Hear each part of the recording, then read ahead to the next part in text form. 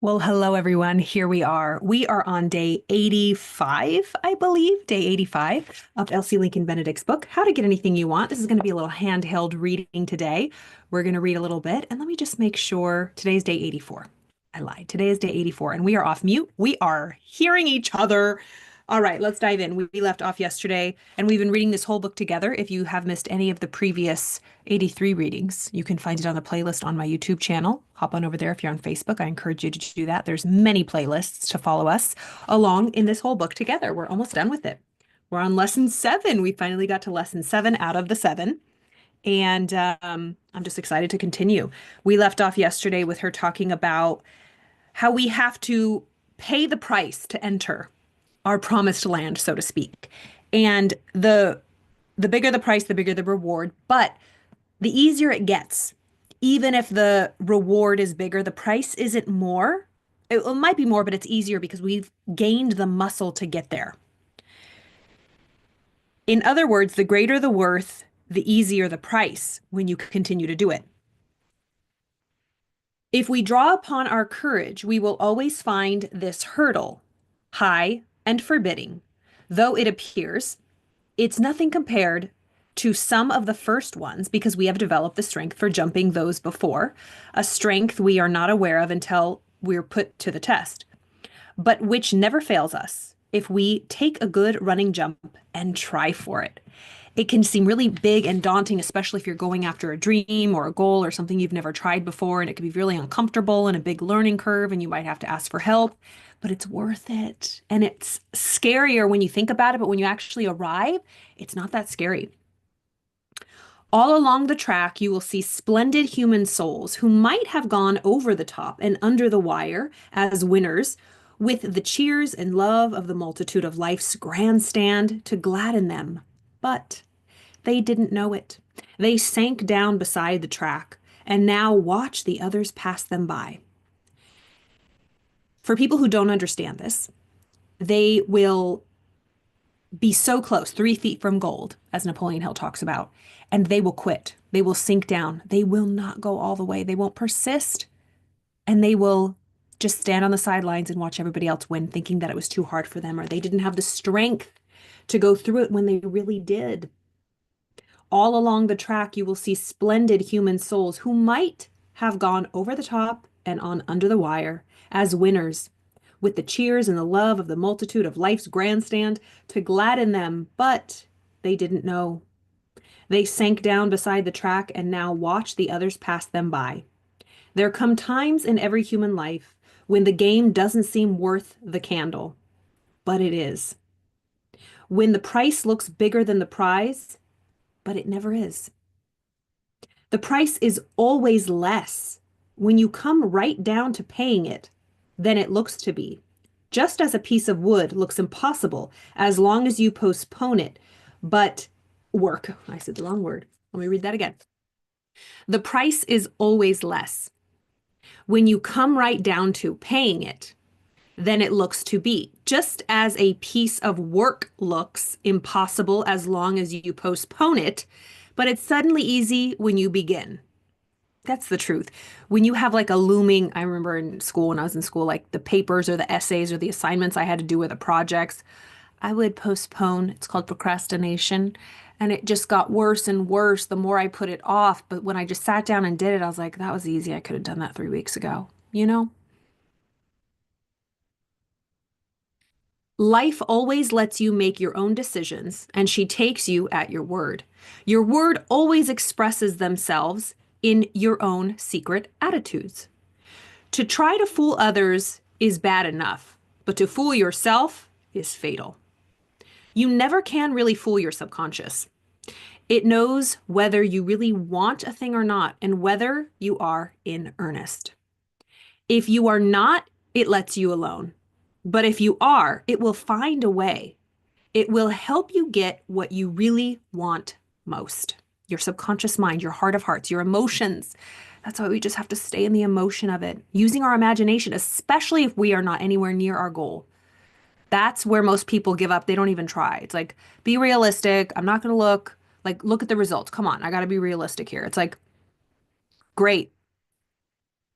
What you're really saying is, I am addicted to my five physical senses of the results that I've produced.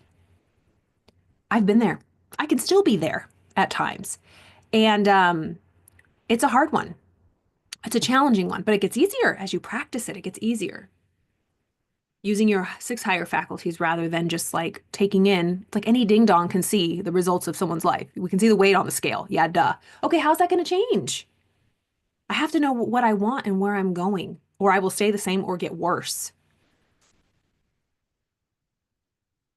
You may not believe it at first glance, but many poverty-stricken, sick, shiftless failures already have what they want most in life.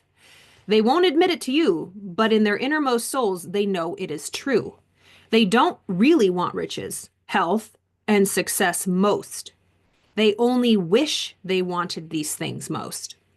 What they really want most of all is doing what they please with their time, taking things easy, sleeping late, overeating, being free of responsibilities, and they are getting every one of them. Ooh, that's hard.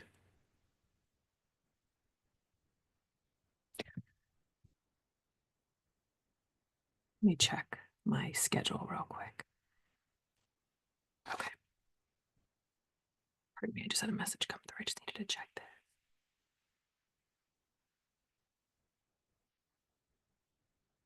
that. Okay. Pardon that. Okay. Wow, let let me just read that again. That was really powerful. Okay. You may not believe it at first glance, but many poverty-stricken, sick, shiftless failures already have what they want most in life.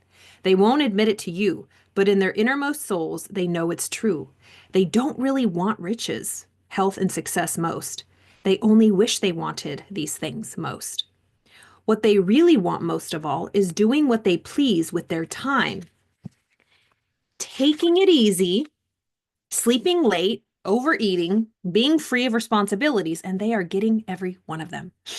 They delude themselves with the notion that they are getting them for nothing. They delude themselves with the notion that they are getting those things for nothing, that success, health, and happiness would cost more. But the fact is that they are paying the highest price for the worst articles when the very best could be had at a bargain. What is that saying? It's a high price for low living. You pay a high price for low living. You pay a high price for low living, man. That's the truth. They delude themselves with the notion that they are getting those things for nothing. Sleeping in, overeating, being free of responsibilities. And that success, health, and happiness would cost more. But the fact is that they are paying the highest price for the worst articles when the very best could be had at a bargain. If you have ever seen a man trying to get out of work, you know that he worked twice as hard as those who pitched in and did something. That's the truth. If you've ever seen a man trying to get out of work, you know that he worked twice as hard at it than those who pitched in and did a little something. If you have ever seen one of those women who, as they constantly phrase it, had to save herself, you have seen one who wore herself out at a job.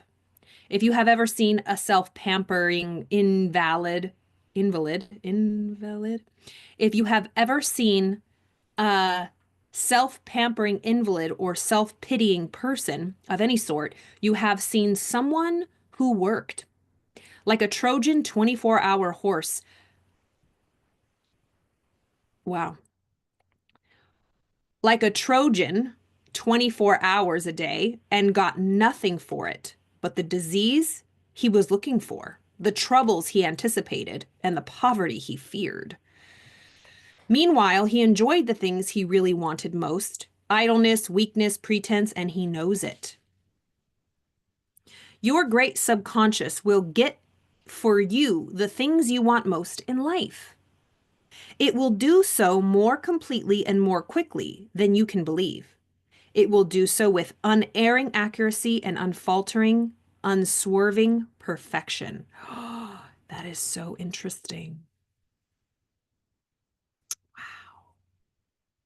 If you want happiness, success, fame, it will show you how to get them. They must be paid for, but the price is not as high as you think, not even as great as that we pay for failure. I often think of the world as a colossal department store. In it are all the things we want, displayed on the counters within reach of all, and to be had the moment we pay for them.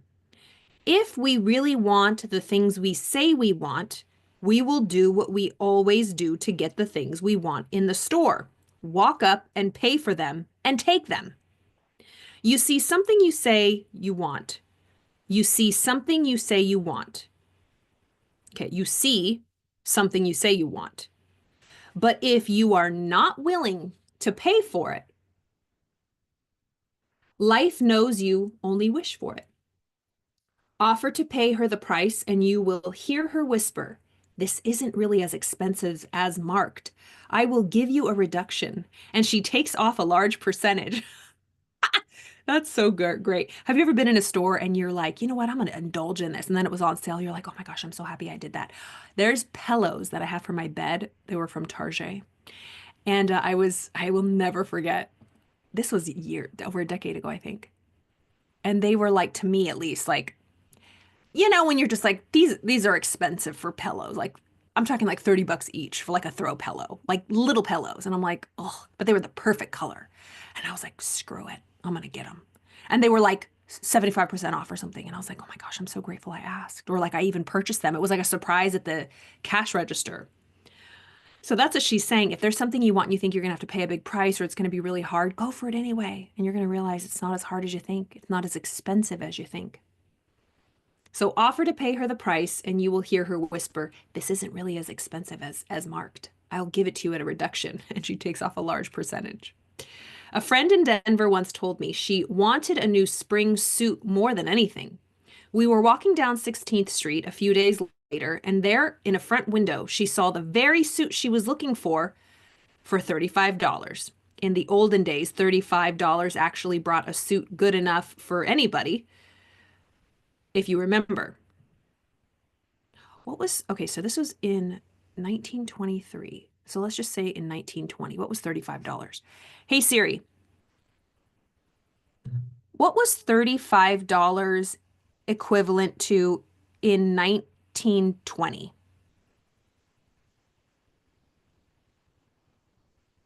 Almost 600 bucks. Almost $576. Wow. Okay. How lovely, I exclaimed. And to think you have the $35 right in your purse. Let's go right in and get it before somebody else does. Would she? No.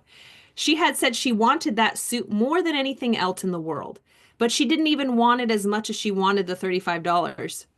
She wished she had a suit like this one, but what she really wanted was the money. But what about the person who doesn't have the $35, I hear you ask? And the answer you will find is the utter truth. It is this. You can get it honestly, legitimately, quickly, and surely, provided you want it. You can get it by giving up for it the leisure, false pride, or whatever it is that you have been preferring to the amount of money. In other words, if you don't have the $35, it's because you have taken something else in preference to it, because you choose, consciously or subconsciously, to forego this money you might have been making rather than part with the time, energy, sleep, or good times which you took in its place. Decide to restrict yourself because you can't get the money for things you want, and the money you do get will come that much harder. But make up your mind to make desires materialize all the money you need for the thing you want, and from the hour of reaching that decision, you will make $5 easier than you now make one. The richer you become, the easier it is to make money. That's the truth. To him that hath shall be given, and from him that hath not shall be taken away even that which he hath. That is the harshest law. It has often seemed there was a deep injustice in this declaration of the scriptures, also a threat. But it is more of a promise than a threat, and more than all, it's the law. It is not something the Creator is going to do to you or against you. It is something you do to yourself. Once you decide to pay the price, things begin to come your way. More and bigger things gravitate to you and come with less effort than it took to get the first little ones. Wow. I always used to think that was so harsh. To him that hath shall be given, and from him that hath not shall be taken away even that which he hath. So, like, those that have will be given more, those that don't have, more will be even taken from them. Oh, that is so sad. But it's the law and it's the truth. It's like the story of Job. I'm not a big Bible reader, but like,